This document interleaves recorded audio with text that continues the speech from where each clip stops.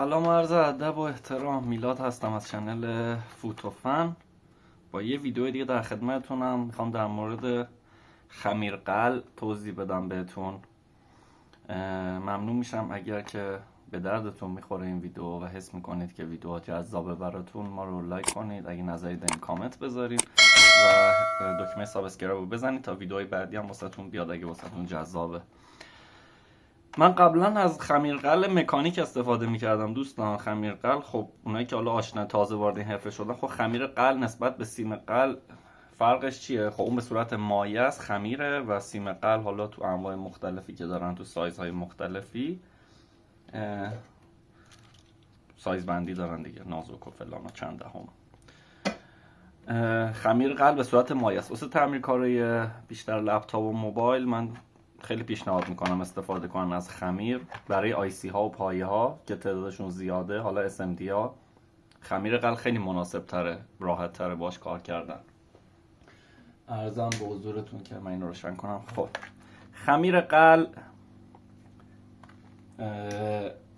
مکانیک گفتم عرض کردم استفاده میکردم. مکانیک قوطیش، حالا این قوطیش همراه یعنی همچین قوطی داره دیگه، اونا که کار کردن همچین قوطی داره، حالا این سیلیکونه همچین قوطی داره و بعد بردارید به کارتک چیزی بذارید روی برد و با هیتر حرارت بدین استفاده کنید. با هویه هم میشه ولی با هیتر میزنن که نچسبه دیگه به هویه دیگه. معمولا با هیتر میزنن. اونا که با هیتر کار میکنن خمیرقل استفاده کنن خیلی بهتره. سرنگیشو دیروز تو بازار گفتم بگیرم استفاده کنم ببینم به چه صورت نسبت به اون، چون اسم میکنم اون مکانیک خیلی برند خوبیه واقعا، کاری ندارم. ریلایف هم خیلی تعریف میکنن، میگفتن حالا فروشنده چند جا میگفتن ریلایف برند خوبیه. قیمتش هم مناسبه، حدودا 300-400 تومنه دیگه نهایتا. وزنشون نزده چقدره من نگاه کردم ولی حس میکنم 40 گرمیه. بعد دماش هم 183 درجه است. خب این دما خود دمای خیلی پایینیه دیگه، نسبت به خود سیم قل خیلی زودتر آب میشه. اونایی که برای مصرف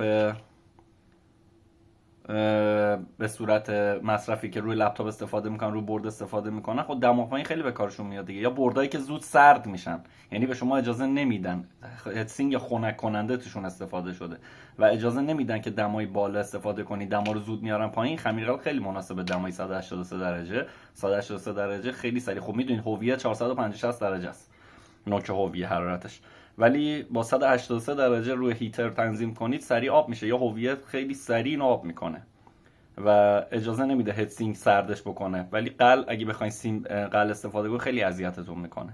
اینم یه نکته‌ای که در مورد خمیرقل. سرنگیاش الان من ببینید اینو به این صورت گذاشتن معلوم نشه چقدر داخلشه. حس میکنم حالا وزن سرنگش هم زیاده، همون 40 درجه است، همون 40 گرمه حس میکنم نسبت مثلا یه همچین قوطی تقریبا. آره دیگه اینم 40-42 گرمه دیگه. مکانیک 42 گرمه. حالا یه تستش هم با هم میزنیم. اول در پوشش رو بردارم، این که به این صورت آره دیگه میره داخلی. پس که این همینجوری میذارید و فشار میدین دوباره در میاد به این صورت. آره خب این پکی که من گرفتم، دیدم بعضی کاربرا میگن که رفتن دیدن، مثلا من خودم سرچ کردم بدون سریش هست، بعد گفتم ببری سری سوا بخری، ولی من با سری پیدا کردم. با سریشو بگیرین دیگه. یه سایز ریز داره، یه متوسطه، اینم که فکر کنم اگه در پوشش میشه اینم میتونید سوراخ کنید و استفاده کنید. نمیدونم تفاوتش چیه، اگه دوستان نظری دارن کامنت کنن، اونه که کار کردن. مثلا این اگه در پوش دائمیش باشه، خب اینم هست دیگه، کیپ میشه کامل.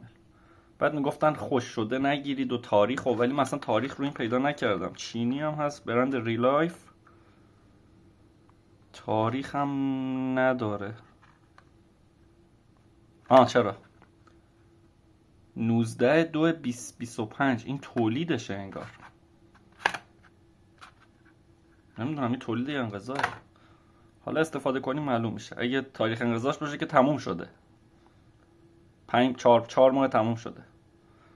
حالا ما سریع مثلا ریزشو بذاریم. خب بذار من هیترم رو روشن کنم.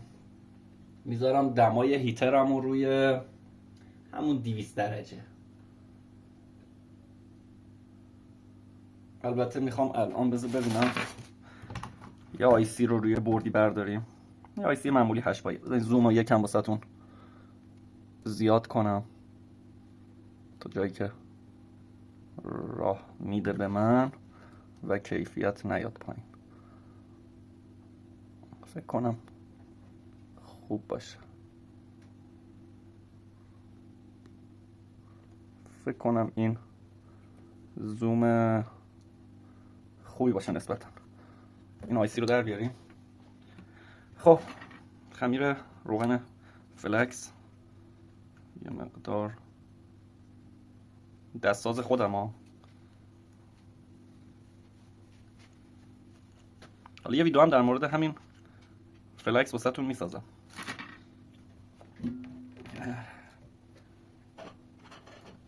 پنسم رو پیدا کنم. تو ویدیو مشخصه.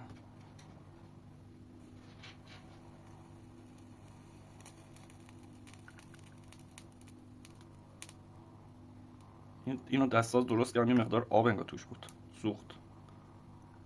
تازه سرنگه رو پر کردم از فلکس. یه قطره آب داخلش بود.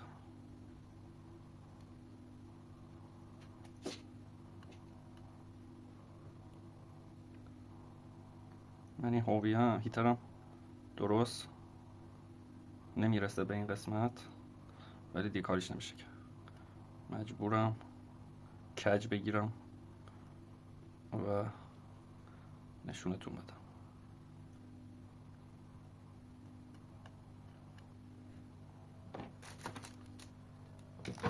مثلا یه مقداری مایه فلکس بریزم. چرا این مایه فلکسه؟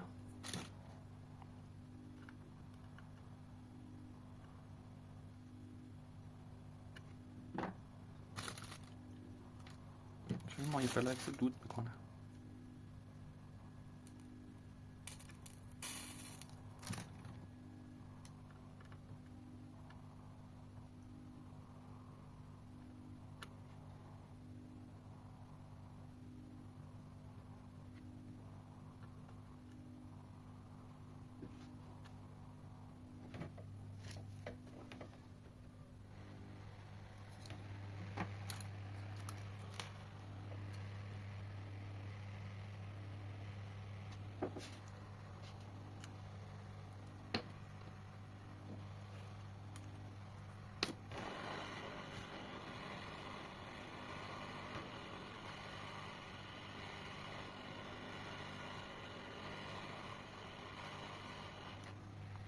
خب من الان دمای فرزن این آیسی 8 پایه رو من در میارم. فرزن میخوایم بذار ببینم تو این اوکیه. با هیتر بزن قبلش بشورم، مقدار تینر بزنیم، اینجا رو کامل بشوریم.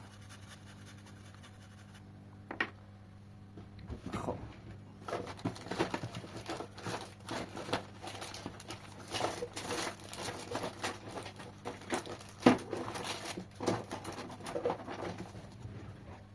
هویه‌ام روشن کنم، دمامم میارم روی همون 200 درجه. ببینیم با 200 درجه به خوبی کار میکنه یا نه. دمامو بیارم پایین. از سیم قلکش هویه‌ام روشن کردم. هویه‌ام داغ بشه. میخوام پایه‌اشو تمیز کنم. فقط از این خمیرقل استفاده کنم ببینیم به چه صورت.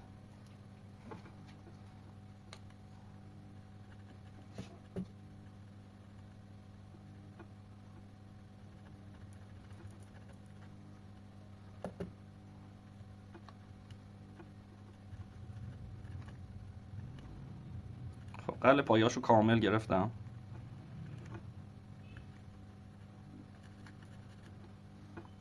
این کامل قلش گرفته شد دیگه، هیچی روش نیست. حالا دمامو میذارم روی 200 درجه، یه مقدار فلکس، حالا یا روغن لحیم یا مایع فلکس، هر چی که استفاده میکنی. خیلی کم میزنم، میخوام ببینم چسبندگی خودش به چه صورت. حالا از این دوست عزیزمون کجا گذاشتمش؟ اینجاست. از این یه مقداری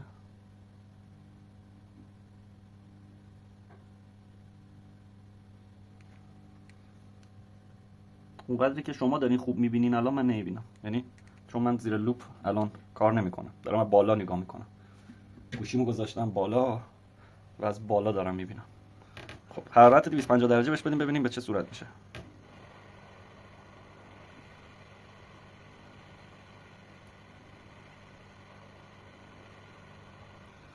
کلا پخشش کرد.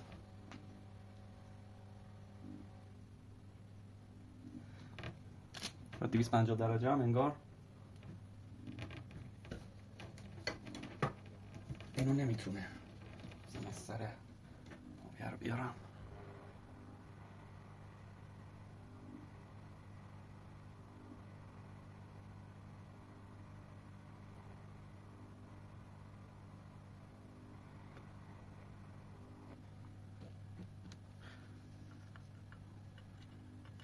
اصلا جالب نیست، اصلا یه کار دیگه میکنیم.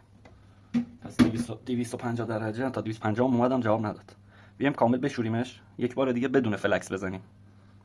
خب کامل من اینو میشورم.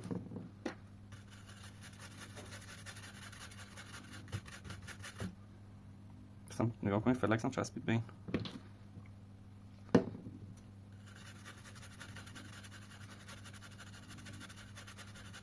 خب خشک استفاده میکنیم.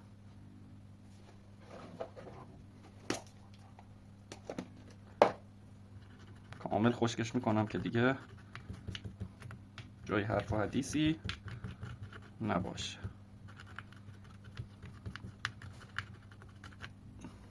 خب دوباره از این تازگیش که تازه است ولی آب انگار توش، مثلا شله آبه. قوطیاش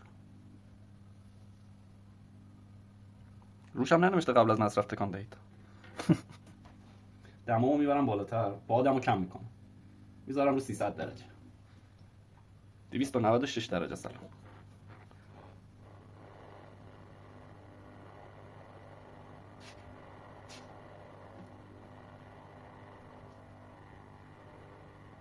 خیلی روغنی و شله.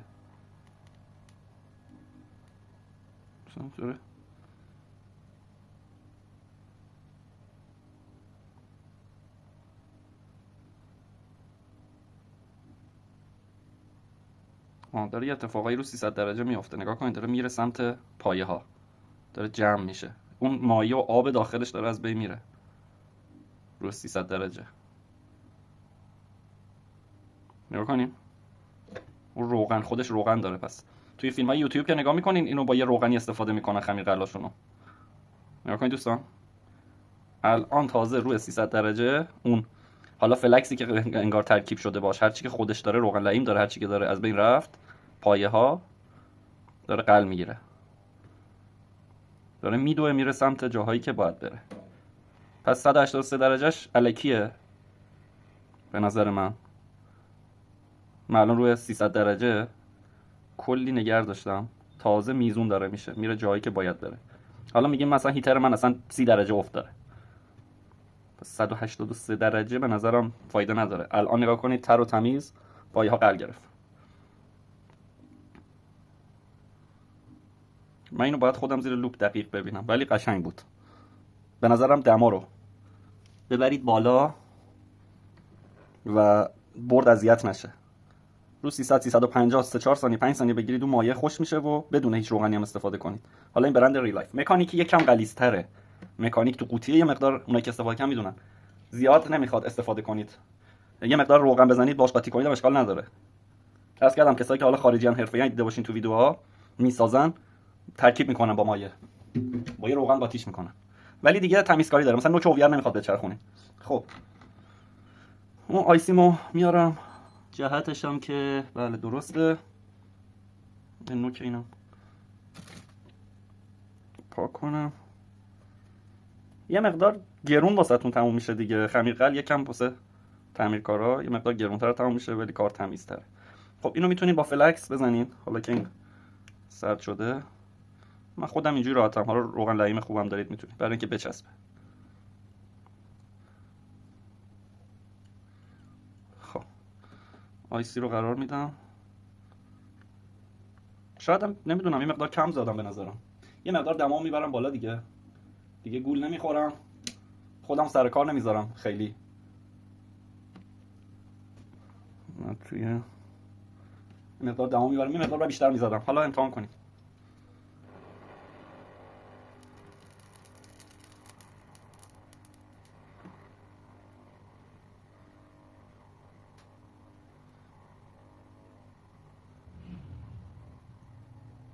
شما بهتر میبینید الان بالا، من دارم اینور میبینم که گرفت یا نه، نشست یا نه. باید نشسته باشه دیگه.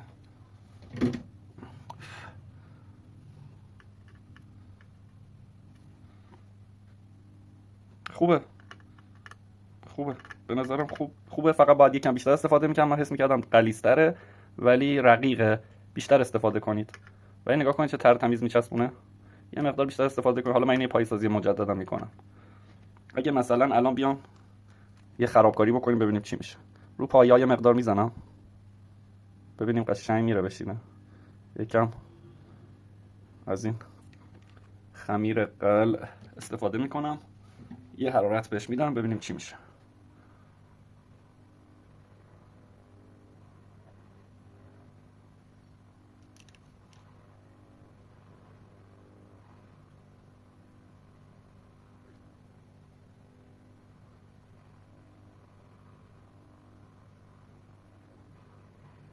بیشتر پایه ها رفت سر جاش. اینجا فقط انگار نه، اینجا هم خوبه. این سفیده مال خود برد. خیلی قشنگ نگاه کنید. رفت چسبید. بذارید تست اتصالی هم بکنیم. مولتیمتر رو میذارم رو حالت بوق. حالا رو دیود هم میشه رو بوق. ببینیم پایا اتصال شدن. البته شاید پایا بعضیشون هم راه داشته باشن. گیت و سورس و این داستانا. خب این 4 تا که احتمالاً گیت و سورس مونن. اینا باید به هم راه بدن. درسته. پای گیتمونه. اینا نباید به اینا اتصال بدن. کاملا درسته. اینا هم که 4 تا به هم راه دارن اصلا. کاملا زیبا چسبیده. بله. پیشنهاد میکنم میتونیدم بشوریدشو. ببینید کار چقدر تمیزه. کلا حالا با خمیرقل پیشنهاد میکنم. کثیف کاری نداره سرنگ به نظرم. من راضی ام. من استفاده میکنم. حالا شاید برندشو بکنم مکانیک یا برند دیگه، ولی این به بعد حتما چون دور ریزش کمتره از سرنگی استفاده میکنم، حتی اگر مثلا 50000 تومان اختلاف قیمت داشته باشه. هیچ کثیف کاری دیگه ندارید. هویه کثیفی داره، نوکش میاد میچسبه. سیم قل میزنید. حالا کیفیت همچینم ارزون نیست. سیم قل خوب بزنید. قل زیاد و کم میچسبه ولی با حرارت حالا 300 درجه، این نوشته بود 180 300 درجه سریع آبش میکنید و هیچ جای برد دیگه داستان ندارین. خیلی زیبا. ممنونم که این ویدیو رو دیدید. سعی میکنم حالا ویدیو رو یه جایش تند کنم، اضافه حذف کنم که وقتتونم نگیرم. خمیرقل ریلایف مدل RL403S هستش. قلابی و اصلی فکر نمی‌کنم داشته باشه این برند زیاد. فقط من دیدم با سری اضافه است و بدون سری. حتما با سریشو بخرید. سریش خیلی به درد میخوره. ممنون از توجهتون. اگه به دردتون خورد این ویدیو لایک کنید، حمایت کنید ما رو. نظری انتقادی دارید، میخواید هر نظری اگر بد بوده بگید، خوب بوده بگید. نه خدا شاده به خاطر اینکه کامنت بذاریم بگم کامنتام رفت بالا. نه، میخوام واقعا اگر ای بی چیزی هست تو کارم رفع کنم. ممنون. به دردی که شاید یه نفرم بخوره واسه من کافیه. اینو همیشه گفتم. اگه به درتون خورد حتما روی زنگوله بزنید و لایک کنید، نظراتتون هم ما در اشتراک بذارید، سوالی هم داشتین کامنت کنید. ممنون از این توجهتون. فعلا یا علی، خدا نگهدار.